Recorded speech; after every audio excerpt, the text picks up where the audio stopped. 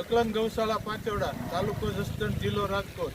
તારીખ 29/7/2000 પછી આજનું ગાયુંનું લીલું લાધાભાઈ કરમસિંહભાઈ ભાયાણી તરફથી 130 મણ મકાઈ નાખવામાં આવે છે.